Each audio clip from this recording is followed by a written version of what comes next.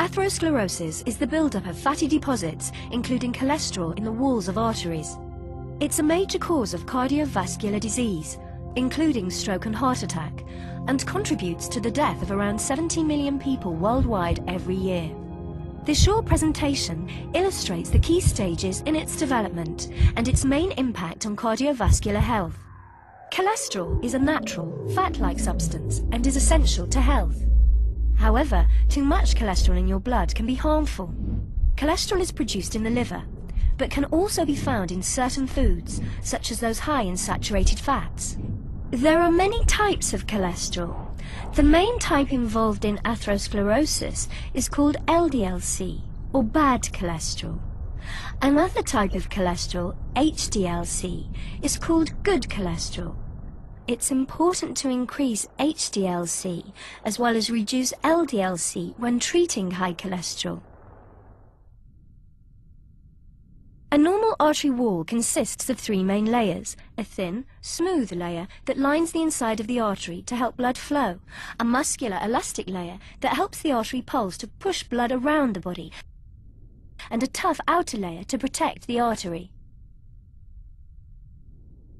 The exact cause of atherosclerosis is not known, but several factors, including smoking, high blood pressure, diabetes, and high cholesterol, are known to damage the smooth lining of the artery and contribute to atherosclerosis. Once this layer is damaged, the bad cholesterol, LDL-C, can get into the wall of the artery. There are four key stages in the development of atherosclerosis. The body tries to defend against the invasion of LDL-C into the artery walls by activating specialized cells called macrophages to consume the LDL-C. They become enlarged cholesterol-enriched cells called foam cells that are embedded in the vessel wall.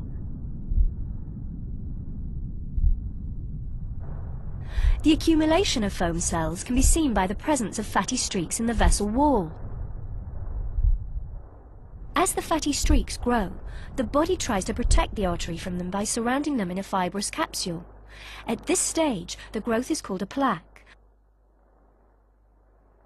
As the plaque gets bigger, the body tries to preserve the blood flow through the artery. The plaque expands into the elastic layer, which stretches in order to keep the opening of the artery the same. If the plaque continues to grow, its expansion will eventually intrude on the inner opening of the vessel, as the elastic layer cannot stretch anymore. This reduces the ability of blood to get through the artery. At this stage, physical symptoms such as angina may appear.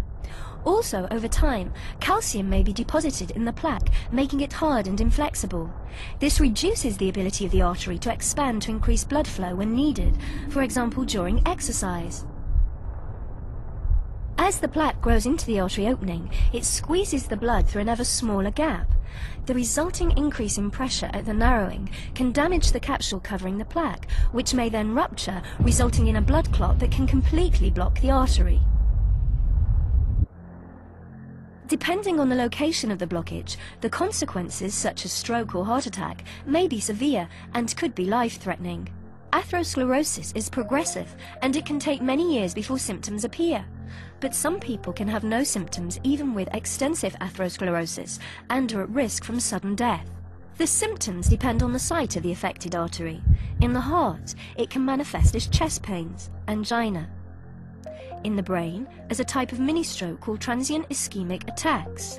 And to the legs as a cramp-like condition called intermittent claudication, which can result in amputation of the limb. If a plaque ruptures, the resulting blood clot may block the artery and cause a heart attack or a stroke, which can often be fatal. Atherosclerosis may cause the artery wall to weaken, causing it to bulge under the pressure from the blood.